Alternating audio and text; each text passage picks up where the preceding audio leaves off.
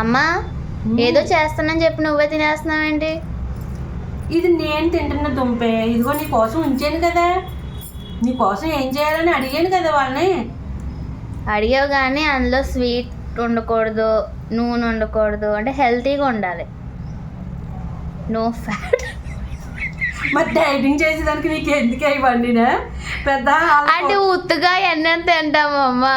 ఉత్తిగా ఎంత బాగుందో తెలుసా, ఉత్తిగా ఎన్నెన్ని తింటామానమ్మా అంట. కొంచెం ఏదైనా ఇంట్రెస్టింగ్గా ఉంటే బాగుంటుంది కదా, అందుకే అడిగాను కదమ్మా వాళ్ళని, ఈ దీంతో ఏం చేసుకోవచ్చు ఏంటి అనేది. పైగా అందులో స్వీట్ ఉండకూడదు, ఆయిల్ ఉండకూడదు, ఏం ఉండకూడదు, అంటే ఉత్తిగా తినచ్చు కదా. పైగా ఇది ఉత్తి తిన్నా కూడా ఫ్యాట్ ఉంటుంది తెలుసా. అయినా ఇది ఎందుకు నీకు వాటర్ తాక్క? ఓ అది హెల్తీ ఫ్యాట్, మంచిది డైట్ అట్లా. ఇది హెల్తీ ఫ్యాటా?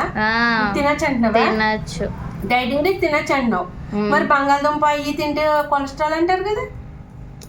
ఆలు అవి ఎక్కువ తినకూడదు అంటారు కానీ నార్మల్గా వెజ్ తినేటోళ్ళకి అవే ఇవే తినాలి. మనం వెజ్ తినేటోళ్ళం కాదు కదండి, నాన్ వెజ్ కూడా తింటాం కదా. అదేలే ప్రతి దానికి అదేలా అంటుంది. ఇప్పుడు ఇందులో స్వీట్ ఉండద్దు, కానీ స్వీట్ పొటాటోలో స్వీట్ లేకుండా ఉంటుందా?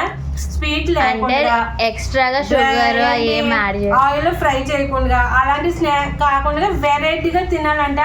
ఉడికించిన దుంప అలా దాస్తుంది. మాది ఏం చేసుకోవాలో చెప్పండి అబ్బా మీరైనా కాస్త. నేను కూడా నేను తినేస్తున్నాను అంటే నా దుంప కూడా నన్ను తినేవట్లేదు.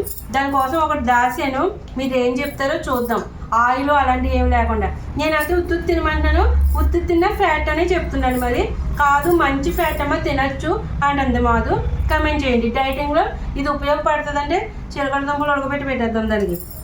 అదొకటే వ్యక్తి పోతాను నేను.